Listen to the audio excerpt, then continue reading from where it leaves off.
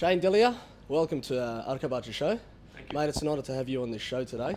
It's an honour to be on it. Yeah, well, I just want to congratulate you on your success for the Maha restaurant. Mate, it's a beautiful setup. It's really Mediterranean and it's got a really warm feeling to it. It wasn't like this when we first bought it. It wasn't like this? It was a dodgy Chinese restaurant. we had to pull it all out and start again. Yeah. So it's been very fulfilling. Well, mate, you've done a good job. You've just recently done a SBS, the Spice Journey. Yep. You've done one in Lebanon, I believe. Yep. How was the experience? How would you describe that experience? Series 1 was Malta, Lebanon and Iran. So we travelled around for 3 months.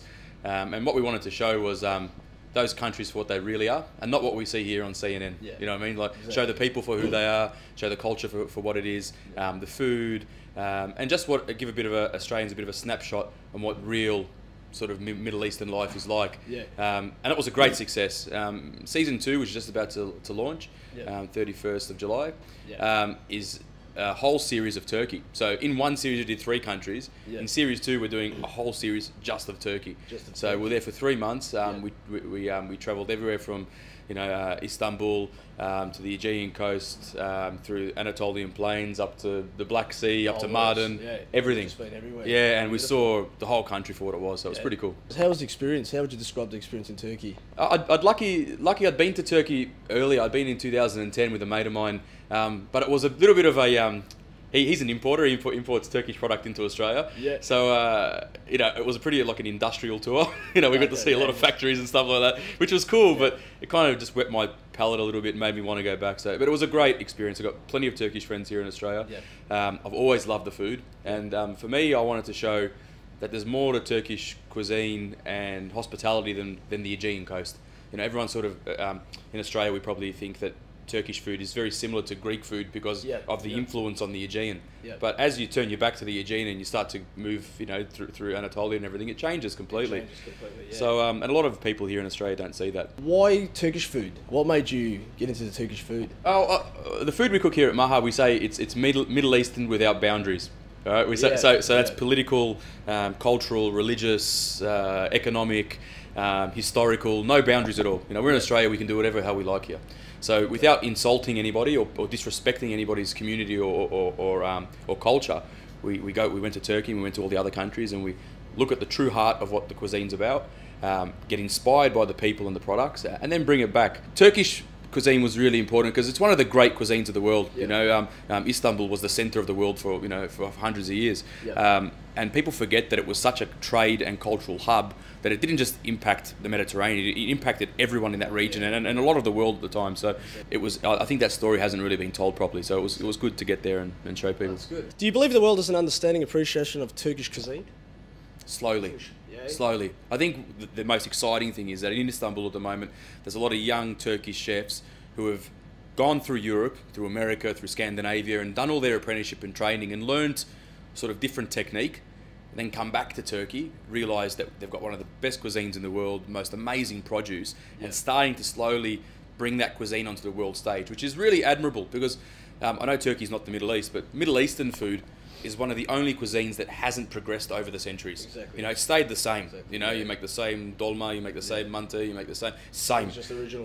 Which is good. Yeah. But to progress and to move forward, you need to evolve. Exactly. So these young chefs respect the past, they know where they are now, and they're pushing forward for the future, which is really exciting. Just like one of your shows I was watching, the one in Lebanon, up in the mountains. They were making the aurma. Oh yeah. And then you've come back and made the duck aurma. Yeah. You know what I mean? Yeah. So, I like that about you. That was pretty good. Yeah, well, it's easy for me because I'm Maltese, so I'm like Switzerland. Yeah. So like I can do whatever I like, and no one's going to get upset. Exactly. I've heard a little secret. Oh yeah. A little bit about olive oil, powder form. Oh yeah.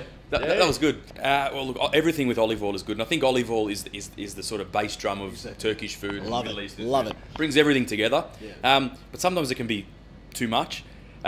So to refine it and serve it a little bit different, we actually turned it into a powder with a tapioca maltodextrin, which is a starch. Yeah. So when you look at it, it looks like snow, and you put it in your mouth. That's amazing. And it melts in your mouth, and then bang, it tastes like olive oil. So it looks a little bit, a bit more modern, and it means I can charge you an extra $10. Extra $10. just because it's powder form.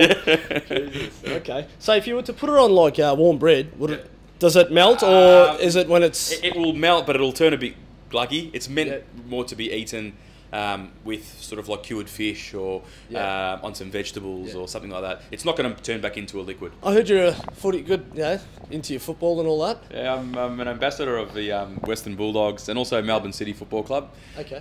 So they're my two teams, my A-League team and my AFL team. And I'm a boy from the western suburbs of Melbourne, so I'm really passionate about the Bulldogs, and I get the opportunity to work closely with the playing group and with the board.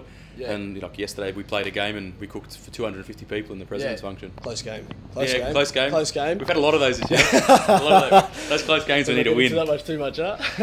How do you say it? I've forgotten in Turkish now. We say shway shway. Like slowly. Slowly. Yavaş yavaş. Yavaş yavaş. Everything in Turkish is yavaş yavaş. Gradually. Yeah, we'll get chop, there. yavaş yavaş. That's it.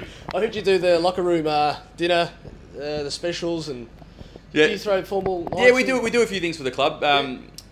Being a part of the club now, not just the supporter, means that I can use my skills to enhance the club's offering. And we're the people's club. We're a club that's based in the western suburbs. So anything I can do to enhance the perception of the Western Bulldogs, I will, because they're my heart. Shane, just getting back to the experience when you went to Turkey, where would you say your most exciting moment was? Food moment, I think two places. I really liked Gaziantep. I think there was some really cool food there, and we went to a place called Imam Chadesh. And they made baklava and all beautiful kebabs, and it was amazing in there. But I also liked, and there wasn't much there apart from these ladies in Kayseri. We learned how to make manta, and it was like this small. Beauty. Like amazing. I mean, how much meat do you put in there? Well, a tiny bit of meat, but they reckon they said the secret to it is that if you can fit 40 manta on every spoon. 40? So you think how small they must be. Like 40 on one. Yeah, so it's pretty small, and normally I ate them really quickly. So after I had to make them, I ate them a lot more, a lot slower. So you had about 400. Yeah, but I ate them really slow so I could taste every one because it took so long to make them. But, I think those experiences, like you can open a cookbook or you can go to a restaurant or go to a factory where they produce something, and you get to see on a sort of commercial scale what it's about. But when you get invited to somebody's home and they've been making a dish for generations. Exactly. You get to sit with them and they talk to you and explain how to do it, and they show you exactly what they're doing. That's the real original ways. Yeah, and like I can never cook it as good as they do. I never ever say that I can do what we've seen. But you at least have an understanding. And I think you have a bit more of a respect from where it's from, and you understand what the important factors are, and you go, all right, well, maybe I can't replicate this because I'm just going to insult everybody in that area. But this is my sort of version, which is cool. Yeah. But I think as a city, like Istanbul's out of control. It is. I'd love to live there. Yeah. Like it's culturally, fashion, food, football, even economically, like an amazing city. Great, it just doesn't stop growing. It's got everything. Got everything. You can be, if you're a sporting fan, you've got everything you need. If you're into the arts, there's everything in music, unbelievable. Fashion. Although some of the fashion's a bit weird, but it's a bit weird for us. But I really had a good time, and I think the best times were just when I was on my own, which wasn't often, and I'd have a night off, and I just sort of try to lose myself in the streets, go for a walk. I almost got a tattoo, which but it was good. I had a good time. No, that's crazy. That's very good. Favorite dish, Turkish dish. Favorite dish. Look, when we were in Fethiye, we went up into the sort of the hinterlands, the hills of Fethiye, and the ladies just made gozleme, just on the, I don't know if you'd call it sage in Turkish. So just rolled it out for us, cooked it, but she picked all the vegetables from her garden, which was just like if the sage was here, the garden was there. Cut everything up, chopped it up, cooked it, and just sitting there in beautiful weather, eating that, which was so simple. It's simple cooking, but it's full of heart, and it was really beautiful. We don't have that culture here in Australia, and if you do, it's only in small pockets. In Turkey and in the Middle East, it's not a fad; it's a way of life. That's it. Yeah, it's good.